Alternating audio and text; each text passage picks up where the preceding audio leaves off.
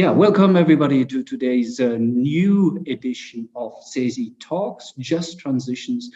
And I'm very proud and happy to have with me Jennifer Rübel. Jennifer Rübel is senior consultant at a German strategy consultants company for change and transitions named ifok. And they are training companies, entities, public administration, etc., in shaping change through dialogue and participation. That is your approach. Jennifer, welcome. Thank you very much. Happy to be here. Why is the participation of citizens in the green and digital transitions really so important? Well, I feel like people need to be involved in any process of transformation. It's always good to have people involved, but of course the green and digital transformation is one that is particularly important on that note, as it entails vast challenges for each and every one of us and our society as a whole. And the need to participate, by involving someone, by asking someone their opinion, by hearing their needs, their ideas, their concerns, or their wishes on a certain topic, it ensures that those, hopes and fears are reflected in the results of a process as well. So by asking people their opinion, their view can be used for results as well.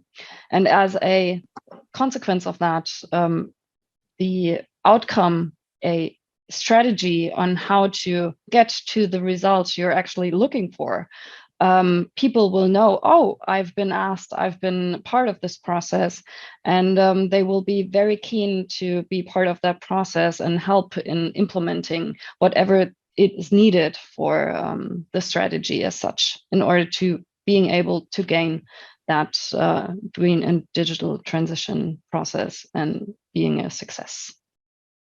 Yeah, I find it really fascinating in a way, because usually you would say information participation, that makes processes always very lengthy and very complicated. Can you name some examples of the past that show that, let's say, in a way that ownership was achieved or success was achieved in transformation processes with the help of citizens? Well, one very good example is Citizen Assembly in Germany, the first nationwide citizen assembly on the future of democracy, which took place 3 years ago, 2019, in September, November.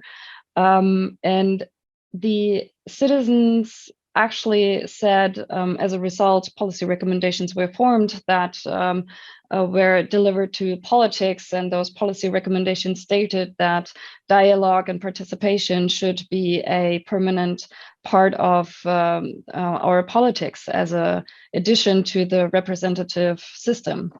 And now, a few years later, what we can see is many more citizen assemblies took place. The German legislation is actually looking for a way to include citizen participation on a regular basis. And I mean, look at the Conference on the Future of Europe and the State of the Union speech at the beginning of the middle of the month. So Ursula von der Leyen also stated citizen councils should be a part of our democracy. And in those processes, when you talk to the people involved, the participants who were actually part of this, they do develop this kind of ownership. They take the results that were formulated throughout the process, and they actually go to politicians, say, here, this is a great thing, please go ahead and implement what we thought to be very successful on that note. And this happened quite a lot in those instances. Would it be correct to say that, say, information consultation participation makes the process a little bit longer at the beginning, but makes it more sustainable and more powerful in the implementation, in the realization? Yeah, you could say this. In time-wise, it seems to be lengthy, but yes, in the long run, you can save time, you can even save money.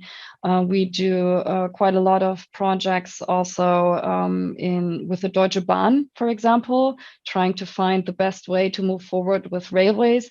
And it is true that if you involve the people living in an area to find the best way how to move forward, you can save money in the long run, because those people are not willing to sue the Deutsche Bahn or any company trying to, put railways into the garden. Not exactly, but in some cases, this really is the case. And it might be a bit longer, but overall, it's probably the best way to have it less longer in the long run. And we also do have another project. Talking about the green and digital transition, the Fair Energy Transition for All project involving vulnerable people, asking those who have economically not stable financial situations, how are they able to participate in a transition? How can the transition be fair to them? How are they able to take part in this? And it's also a very important factor to the overall debate that is not heard quite as often. Yeah, the issue, of course, of say socially fair and just transitions was at the heart of our summer days this year. And Jennifer, you participated also, and you spoke also about the role of participation in the transition process in the frame of your breakout session. Jennifer, what did you learn from your participation in the summer days? Well, the summer days were really interesting in terms of the participants who joined the workshop sessions because of their background, their trade union background, and standing there representing workers in a certain industrial sector.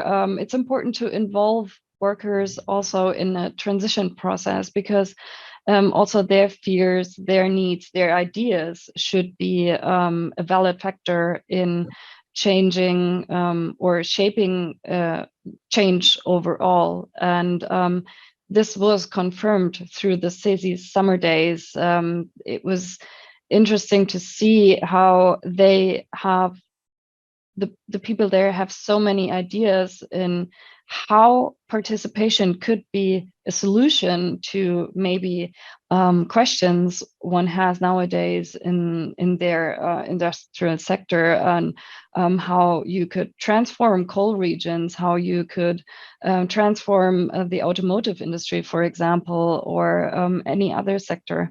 And it was, very good to see how just the ideas came up on how to move forward on that note. We stay in touch, and all the best to you and to ifok. Thank you very much. Thanks for inviting me.